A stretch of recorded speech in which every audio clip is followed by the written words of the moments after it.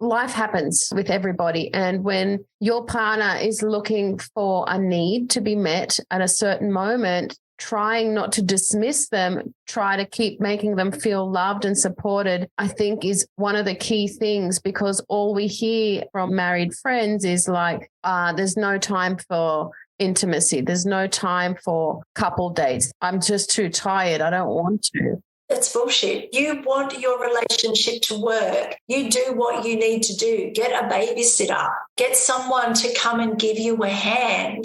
Because if your relationship is important, you do what you need to do. I can work up to 70, 80 hours a week sometimes, but there's always time to have little breaks in between to meet those needs. Tomorrow, I'm going to be out doing my thing. I won't be seeing Carol all day, literally, but going out tomorrow night. So we're making time to have quality time as a couple, and actually quality time as a family as well. It actually meets a lot of needs across the board. So when people say, I haven't got time, it's like, well, you've got that priority list. Yeah, you may want to kind of tweak it every now and then. This is episode 113.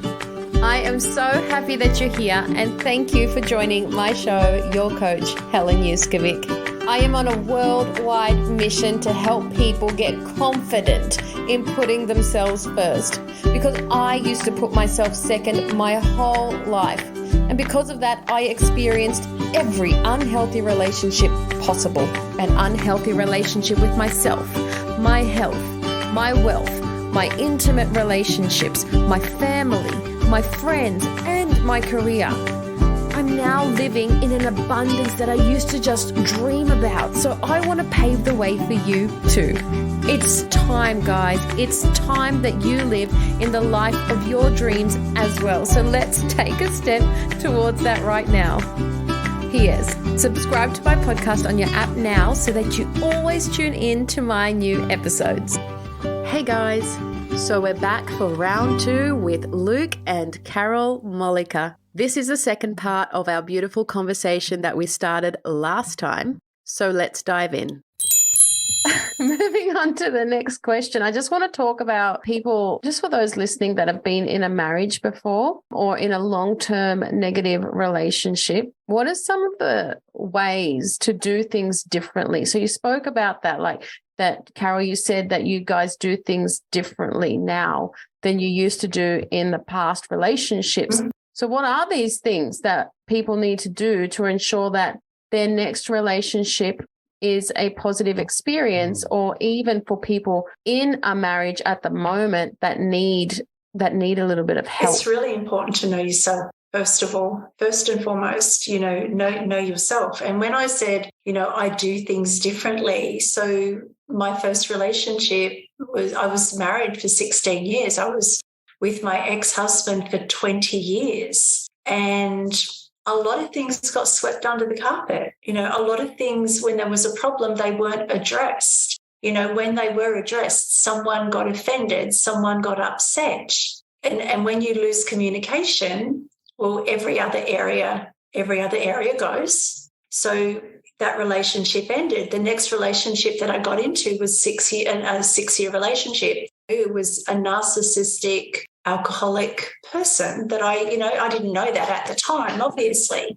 But, with that relationship, again, I was still carrying my old stuff in regard to the communication. With this one, he would explode if I even tried to suggest something. So then my voice got shut down again. So, you've got to know yourself and know what you want, what you need to do. But here's the kicker, okay? The very main thing is every situation that you have, the good, the bad, and the ugly, be at cause. What does that mean? Okay, so I'm going to explain it. Be at pause. Okay, if you're in a relationship and it is on the way out, if it is breaking down, it takes 2 people to, screw it up, right?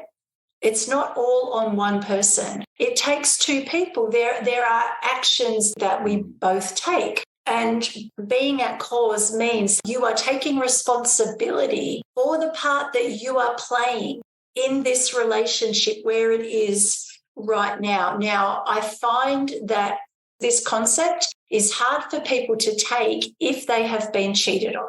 And I'm going to give you an example, okay, they cheated on me. It's not my fault. It's their fault that our relationship has broken down. Being at cause means that you have to take the responsibility for the part you played in the reason why your partner cheated in the first place. And that's hard to take because obviously needs were not being met, probably on both sides. Now, years ago, I had a beautiful woman here sitting in this room, and she was going to do some work with me, and her husband had cheated on her. She had, that relationship had broken down. And I said to her, before I can move on, before we can do this work, are you at cause for the part that you played? I said, we have cause, we have effect. When you are in effect, you are blaming someone else. You are playing the victim. Okay, you are not ready to take responsibility. If you are at cause and you are ready to step up and go, you know what, somewhere in here I screwed up too, then we can move forward. Then I can work with you. And she literally sat like this with her arms folded, and she went, hell no. No, it was not my fault. He did this, he did this, he did this.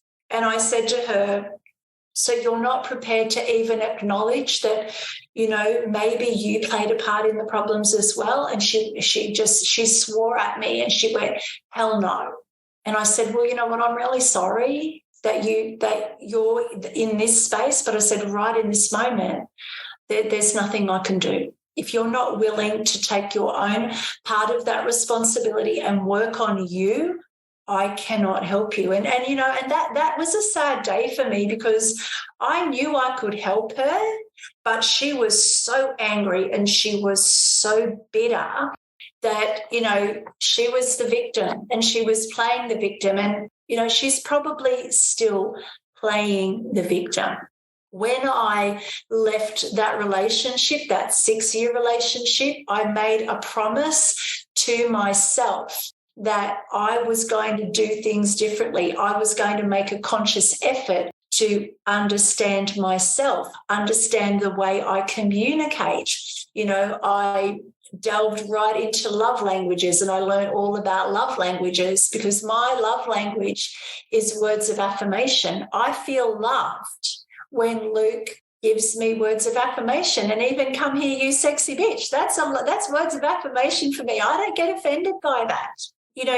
I made a promise to myself that I would no longer hold back my truth or hold back my voice. I would speak up no matter how hard it is. It's like that saying, speak up even if your voice shakes. Speak up, step into your truth. If you are not secure, you can't do that. I vowed to myself that I would love myself enough to accept nothing less than I deserved. And I knew I deserved better than what I'd had before. So, know yourself and do some reflection. Look back at what went wrong. Look back at what were the things that you could have done differently. I could give you pages of things that I could have done differently, but would they have worked?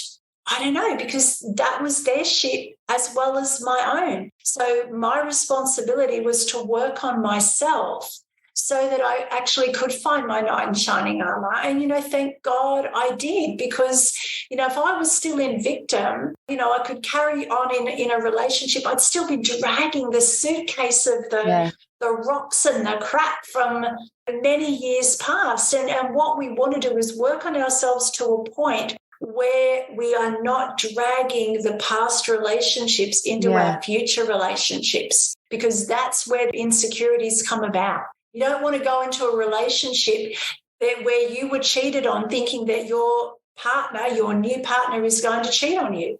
I've been there too. I've been in a relationship, that 6-year one, where I was going to a meeting, okay, at this beautiful place on the Central Coast called the Bamboo Buddha, having a beautiful lunch with a colleague, I decided that I wanted to wear matching underwear that day because matching underwear made me feel good. And he said, "Who the hell are you meeting today? You never wear that." And I just went, I've worn these for a while, but I thought I'd bring them out because I'm going to a meeting and I want to feel good. I want a positive result from this meeting. Got my lucky undies on. And basically he said to me, "I want a selfie with the person you're meeting. I want you to let me know when you're there. I want you to show me that you are where you say." And I complied because I was scared. Wow. That's not acceptable.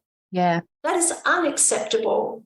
So, Luke has never questioned. I mean, I go out with my girlfriends for breakfast. I take my son out for breakfast. I like being a social butterfly. If I say I'm going out with my friend so-and-so, he goes, "Okay, have fun." Luke, you've never asked what undies she's wearing? She comes back at 4 a.m. Why did she come back at 4 a.m. for? No. Oh, actually, I'm the one that comes out at 3, 4 a.m. when I play the gig, but, it's for the right reason. But you know what? It's interesting, the stuff that, Carol was sharing today. It is happening so much in the community. And you put that along with COVID, we'll just say the COVID bullshit, of like the stuff that's happening in the world, and people not happy in their personal life, and people not happy with the kind of work they do. And then it's like, then the person that they're going off at is the person that's supposed to be loving. So even if we all experience some sort of emotional trauma during that COVID period, but the person that you really should be looking to grow through the experience is your best friend, your lover, your wife, whoever, and the thing is, there's no judgment. So if you're feeling a certain way, you just acknowledge the emotion. It's got nothing to do with your partner, your wife, your lover, whoever. It's just you individually going, "Listen, I'm not feeling great at this moment. Can you just hold space for me while I experience this negative emotion, which has nothing to do with you. It's actually just how I'm feeling right now because I miss my family or I miss my son or whatever." And allow that to happen. And when that other person holds space for you, you get through it quicker and then you just move on to the next. Yeah, it's like... Exactly. It's not hard. And it's probably just a 5-10 minute thing. But Carol, you mentioned before that when you discovered that the communication broke down in your relationship, all these other areas broke down. And I want to dive into what are those areas and what are some of the essential things that are important for a relationship to last, and some examples of how we can incorporate them into our current relationships. Yeah.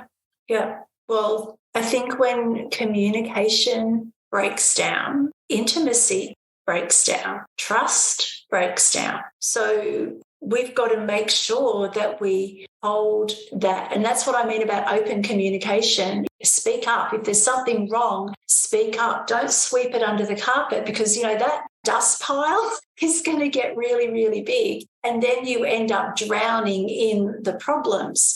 So like Luke said, you've got to have fun. You've got to bring some fun to the relationship. I mean, when we got married, in Luke's wedding vows to me, he said, "I promise you a life of adventure." It doesn't mean that we have to be off traveling the world to have a life of adventure. We can certainly have a life of adventure at home, being playful, making sure that even in those serious times, you can have a little bit of fun, make time for each other, talk about the good, the bad, the ugly, talk about what worries you, talk about what's exciting, what excites you. Accept that we are not perfect. Okay, we are not perfect, but we can be imperfectly perfect for our partner, if that makes sense. Be at cause. That is one of the biggest things, be at cause for things that are happening in your relationship. If you are both at cause and you can both acknowledge, well, you know what? I stuffed up. I'm so sorry. I stuffed up. Just acknowledge that. And the other thing is too, when you're having conflict, raising your voice does not improve the argument. Oh, can you say it again? Raising your voice does not improve the argument. Stop yelling. I am getting so sensitive to people raising their voice to the point where I actually now have to remove myself. It's like my cells absorb this negative energy. You're being heard. Yeah, absolutely, Hallie. And the thing is, you can have a disagreement. You can even have a conflict. You can have a debate. Call it what you will, but you can actually do it with respect to each other. I mean, we have never raised our voices at each other. We have never had a slam door. We have never had anything thrown on the floor through frustration or anger. Can you just share, because in your previous relationships you guys did, being in the relationship now where you don't, right? When you had, I don't know, your first disagreement, right? Was there an old wound that was like, oh, I wonder how they're going to react, what's going to happen here? And how was it when it was a whole different scenario? There was no yelling, there was no slamming. We call them debates. Yeah, agree. We literally call them debates. And I mean, we can get a little bit tony, like he can have tone in his voice and I can have tone in my voice. But the thing is, we usually end up having a laugh about it in the end, because there's no malice in, I'm right, you're wrong. He will say something like, babe, Can you just settle, breathe, and just think about what you just said, or think about how you just said what you just said. And I mean, that's about as hard as it gets, honestly. The 7 years or the 7 years that we've been together, people don't believe us that we've never had this conflict. I mean, I think I've mentioned this before. At the Relationships Day that we ran back in 2018, we had a survey go round at the end of the day, and there was a couple there who literally said, Luke and Carol are so fake. They are so fake. They are the fakest people we've ever met. No one is that happy. Unfortunately, haters, they are. I've witnessed it. I've been in their presence many, many times, and it's actually so beautiful to see. But it must have felt like your cells in your body must have felt this amazing sense of relief that, yes, I waited and I manifested this relationship, and look at how it's unfolding because I loved myself enough to fight for myself. Yeah. And, the other side to this is that getting back to that communication, say I love you every day and mean it. Don't just go, love ya, bye. Actually just say I love you and mean it. Kiss each other for at least 6 seconds. Yes. More than once a day. Yes, Carol, more than 6 seconds. Okay? More than 6 seconds. That's right, Carol, more than 6 seconds. Is Carol a 3-second kiss? Well, no, except if I'm in a hurry and I need to go to the bathroom, I'm not going to kiss you for 6 seconds. I've got to go, right? And Luke's the type, guys, where he will have a 6-second kiss anywhere. Oh, yeah, anytime. And make time for intimacy, or you can be spontaneous. In regard to intimacy, I call it the boardroom meeting. And it's like, okay, you're summoned to the boardroom right now. Wow, you're summoned to the boardroom right now. Luke, what do you feel when Carol says that to you? Take notes. take notes. So the playful banter, it's like you can call it a pattern interrupt, you can call it whatever, because here's the thing, guys, if you're being presented with your lover that says to you, we need to have a board meeting, right? A meeting. You take the offer, and the thing is that for things to grow, you've got to be spontaneous. You've got to go, all right, well, we've got time. We'll create some time, because a life of uncertainty at the same time as certainty is really exciting, because anything can change in a heartbeat. Can I just ask, so people might get offered for intimacy by their partner, right? And there could be a typical response of, oh, not now. Has that ever happened to you guys? And how do you navigate that without the other partner feeling rejection? I've done it once. Yes. And so how did you navigate that? Well, I was the one that said no. And Carol knows exactly when it was too, because that freaking real estate course, I was in a very frustrating, I'm in it, I want to get this job done. And it wasn't working. It was a very hard question. Mm-hmm. And Carol was like offered sexy time. Board meeting. And I just, in that particular moment, and I actually explained to Carol afterwards, was that I wasn't frustrated at difference. Carol, how did you take that? Yes, I was totally fine with it because he didn't push me away. Yes.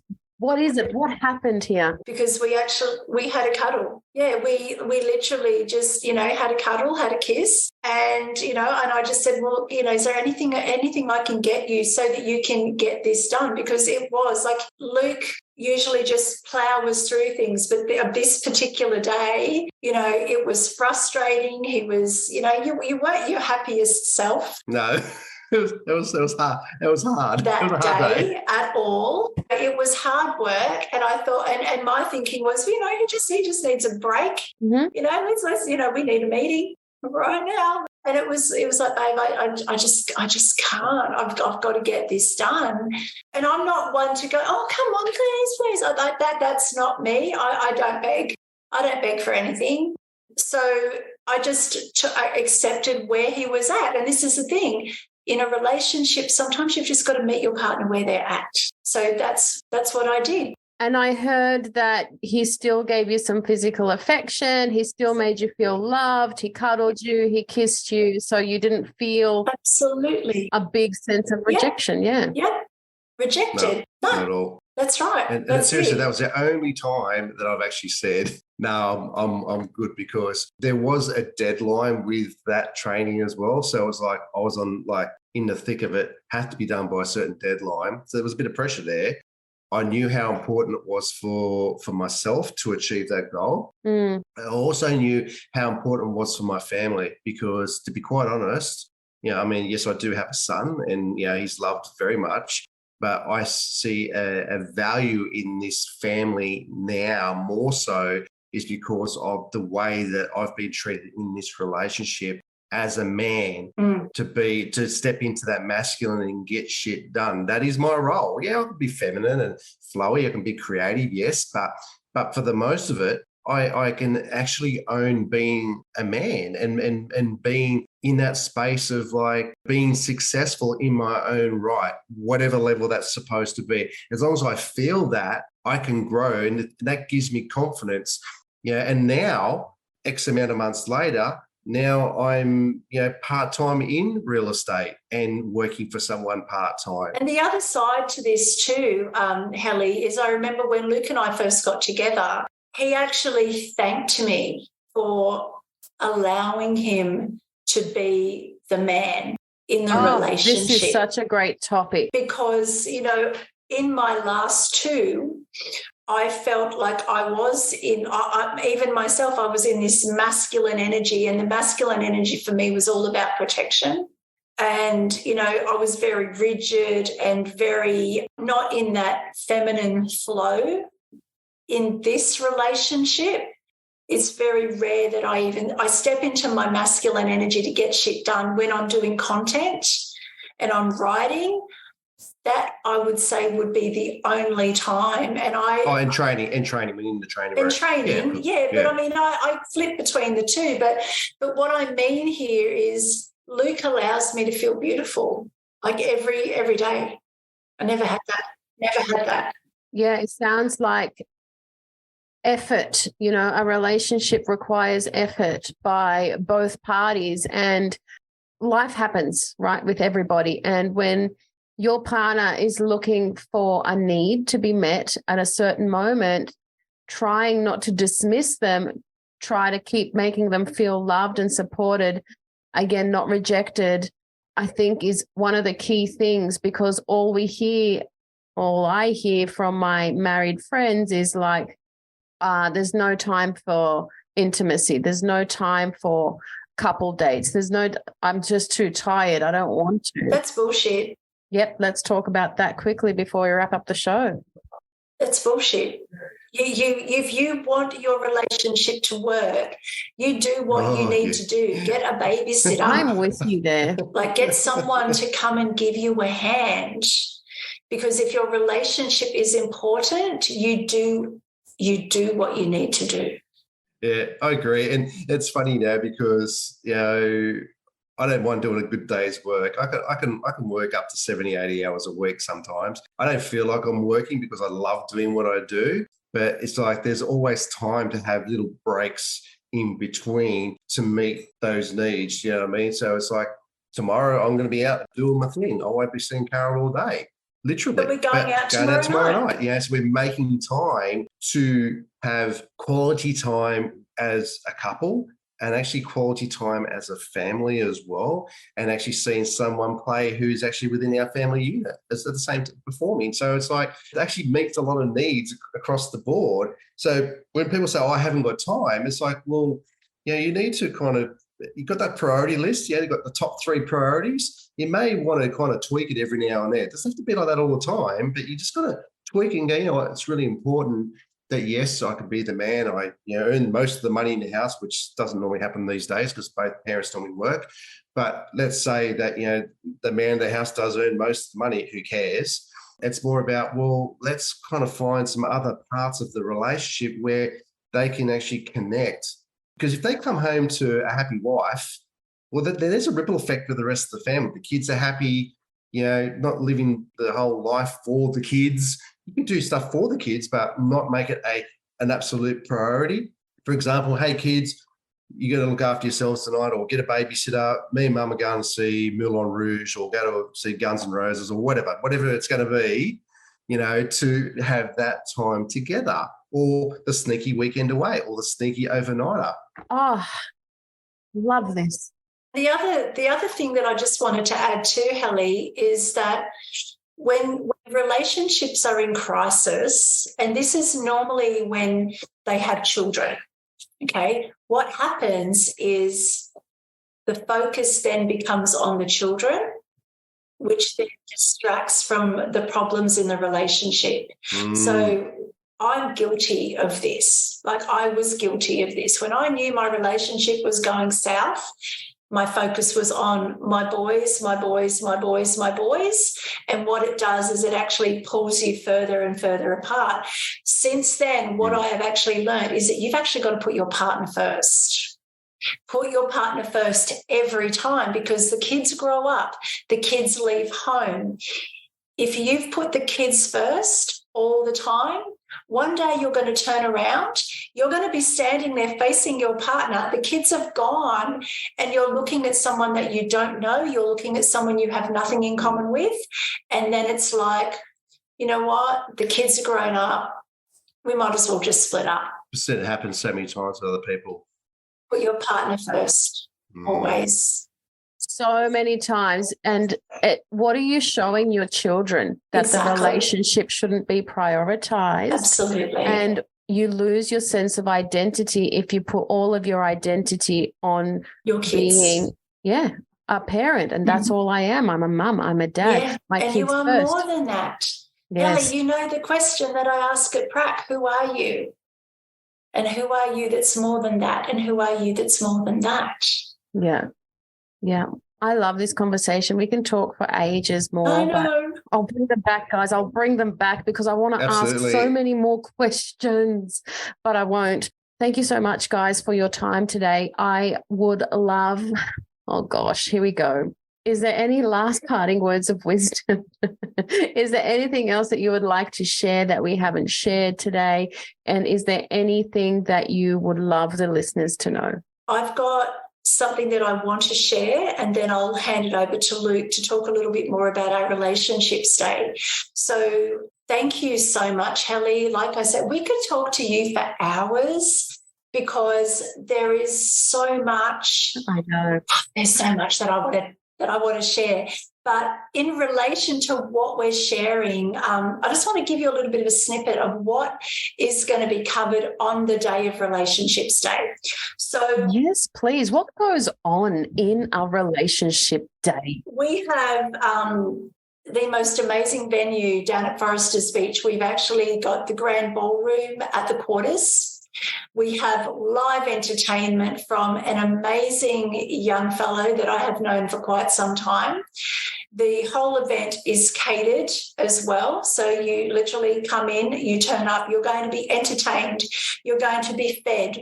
You know, we want this day to be interactive and fun. We will do interventions if we need to. If we've got a couple there that are going through stuff and they're willing to be vulnerable in the room, we are going to help you. We really want to help you move through whatever it is that you're going through. We're going to give you tools on the day to implement as soon as you leave. We're going to talk about love languages. We are going to talk about apology languages. This is something that I've just started to delve into. We're talking about the 6 human needs, because for a relationship to thrive, those 6 human needs need to be met by both people. We're going to also talk about the relationship stresses. There are 5 of them. We're going to talk about the antidote or the medicine for those stresses. We're looking at relationship vision, the 7 master skills of relationship, and the 10 disciplines of love, and a ton more. Sounds so exciting. I got goosebumps. Yeah, I mean, we've got days. We've got days and days of content, but we're doing this one day. The next one will probably be an entire weekend. But we are giving you our experience. We are giving you our teaching. We are giving you our lessons. So exciting. Luke, anything that you want to share? Yes, it's also catering for the singles as well. And to be quite honest, most of the people who have enrolled so far have been singles. Now, if you want to learn how to get some tickets a lot cheaper, there are 2 ways to do it. Did I say 2 ways and 4? No. Firstly, if you've got a friend that wants to come along with you, you can buy it as a couples ticket, which means it's going to be cheaper. We do have an early bird until December 31st, so you want to get in before Christmas. However, I am going to create a little discount code on top of that, a secret one. You won't know how much it is. So December 15 is the cutoff for the extra discount for the early bird, with the word Helen on there when you go to check out. So I'll make sure that is done. So Yes. But what I'm really excited about is that people are really looking for something like this. We are seeing Beautiful. a lot of coaches and a lot of trainers in different modalities that are really bringing in about being connected. So when I see a lot of that around me, I know it's time for everyone to step up and let go of the excuses of not having an amazing relationship. And we might even teach you some secrets about how to have a great sex life. And I'm serious, like, you know, it's might be some secrets there. And one of the secrets, as you know, is about effective communication.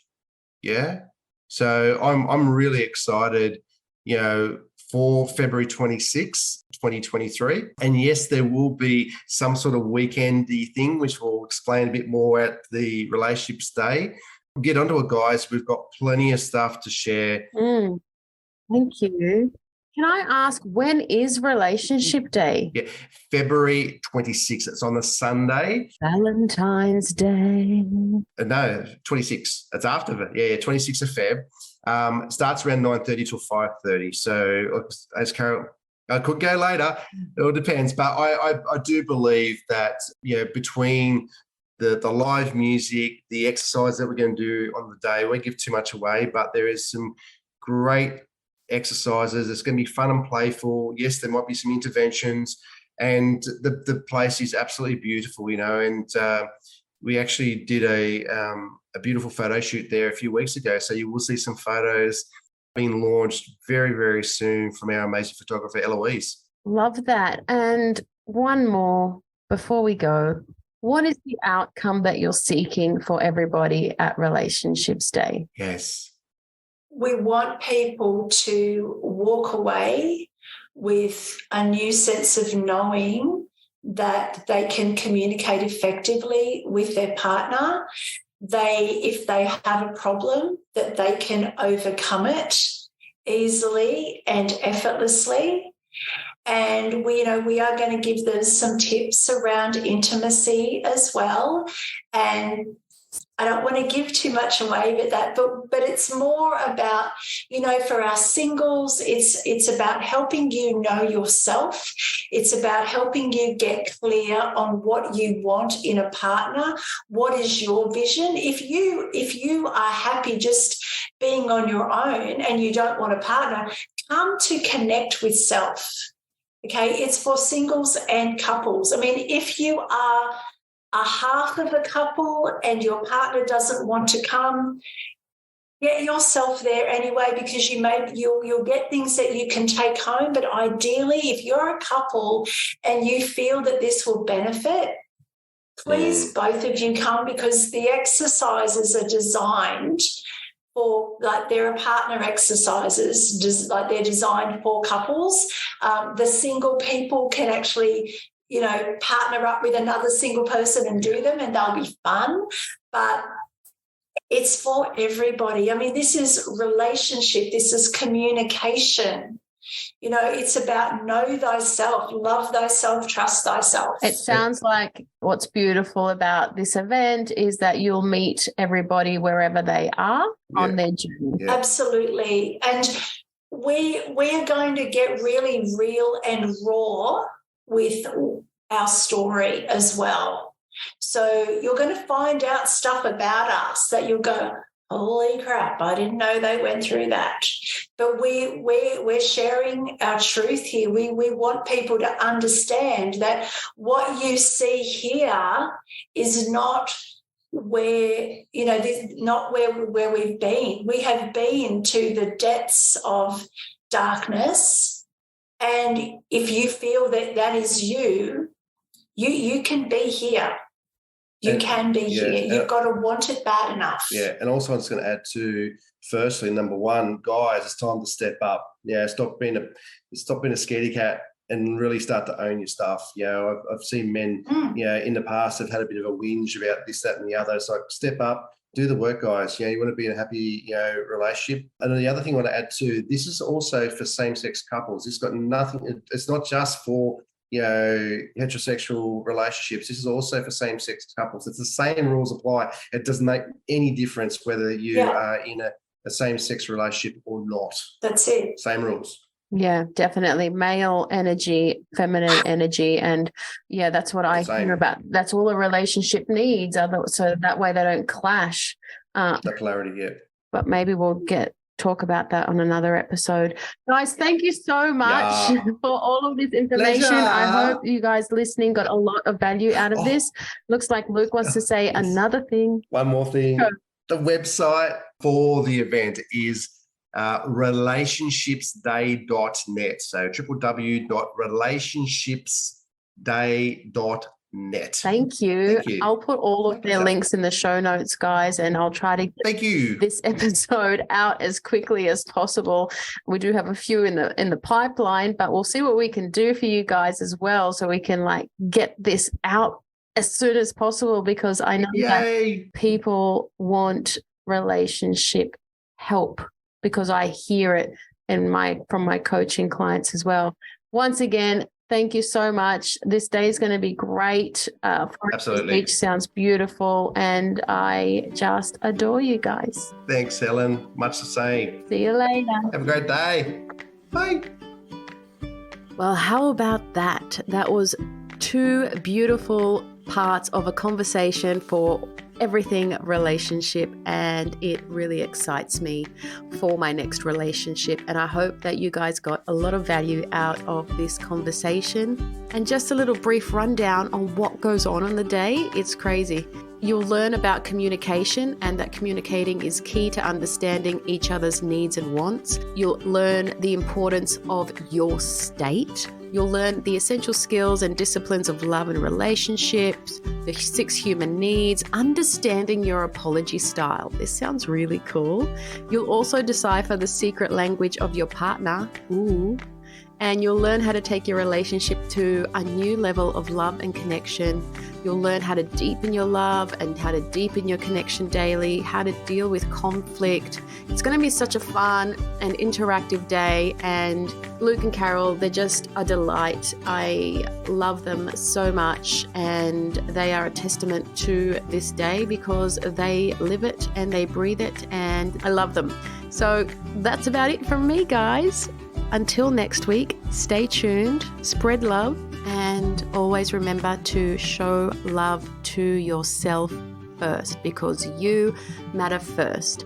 Bye for now.